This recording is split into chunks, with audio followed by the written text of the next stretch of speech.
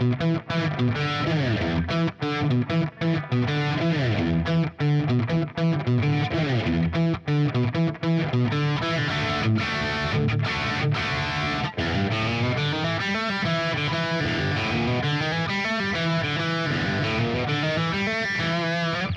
guys, it's Carl Brown for GuitarLessons365.com.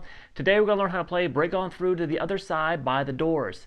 So a lot of fun riffs in this one. We get to do a lot of legato licks, some little funky riffs, even some cool chords. So let's get into it here. We're going to start with that main riff that's used during the verse, and it's kind of muted. So lay your palm right in front of the bridge there, kind of mute the strings a tad. All right, we're going to play the low E open string first, and then over to the second fret on the D, and then the open D. Try this. Then you're going to go to the second fret on the A string. Try this. Then roll your first finger over back to the second fret on the D string and hit that twice. You see how I'm playing it very staccato, so I'm almost kind of releasing the pressure in the finger after I first hear the note. So we have this. Then back to the second fret on the A, then the open D. So we have this.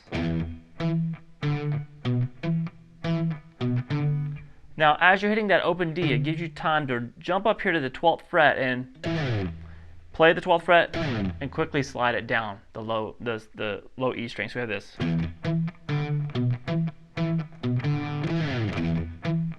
So when you slide down, you start over, you go back to that open low E string, which starts the riff over.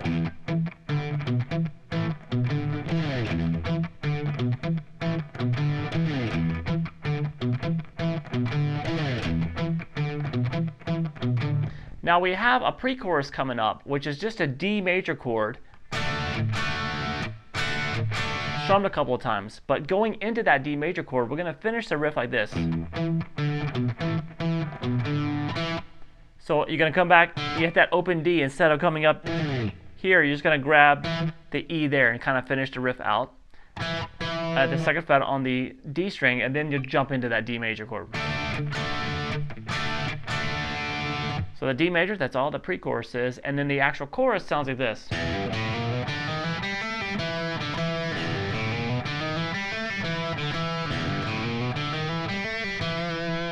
Alright, so what's going on there? It's kind of moving around a lot. We're going to be doing a lot of hammer-ons here. We're going to hit the low E open string, and then hammer on to the third fret on the low E. Alright, then we're going to play the open A string, then hammer on 1, then 2. Then we're going to do the same thing on the D string. So we have this. You want to time them so they're just like a perfect line of notes. Then over to the G string, you're going to play the open G, hammer on 2, and pull back off to the open. So we have, we go down to this second fret here. So and then open, back to the 2. So you pick those last 3 notes. So we have this. Repeat that. And then the third time, you just stop there. Instead of playing 3 notes on that D, you just stop on the first note there on the D. And then you're back to that.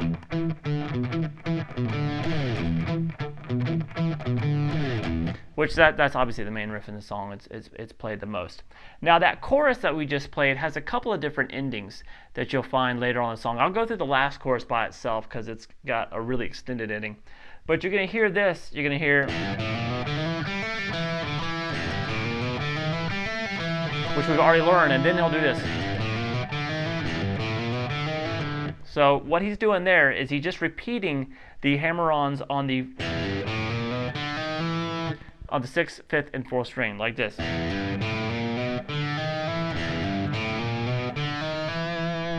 So you're going to hear him do that, not in the first chorus, but in the other choruses, you'll hear him start doing that little extended. Alright, so that's an ending that you'll hear in the chorus sometimes too, instead of going. Now you're also gonna hear that actually leading into the last verse. Instead of playing this, you're gonna be doing this.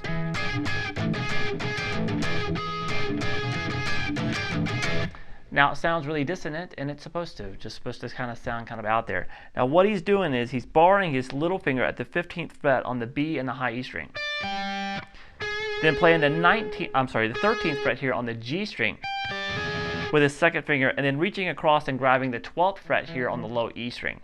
He's muting the A and the D string with the bottom of his first finger. And then he just kind of does a free...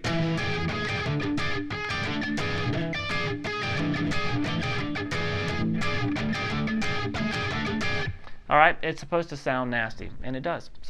But it works in the song just within the momentum of the song. Then we go back to the pre-chorus. And then after that pre-chorus, we get to our last chorus, which is a little bit different from the ones before. So let me play it real quick.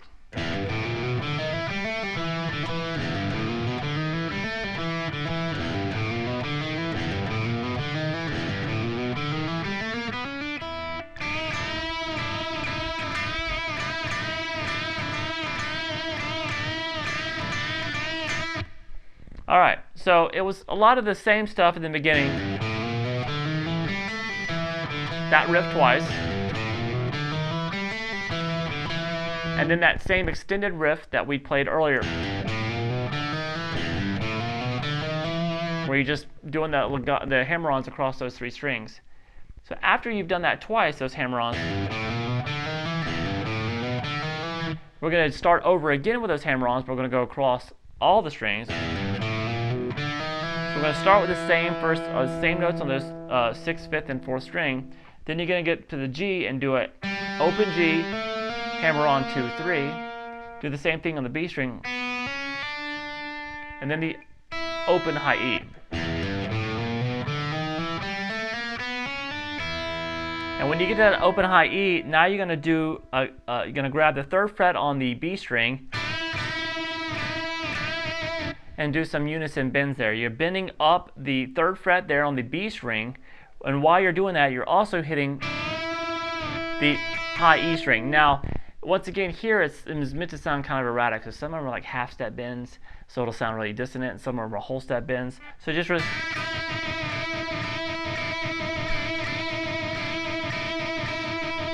kind of do a lot of that, just kind of you're bending in between those, just kind of really make it sound erratic. And that's what's going to mimic the sound of the song better. And then it just ends on that last bend. It just kind of ends suddenly. All right, so it's really fun to get those riffs up. A lot of them, especially that main verse of them, you can kind of really dig in.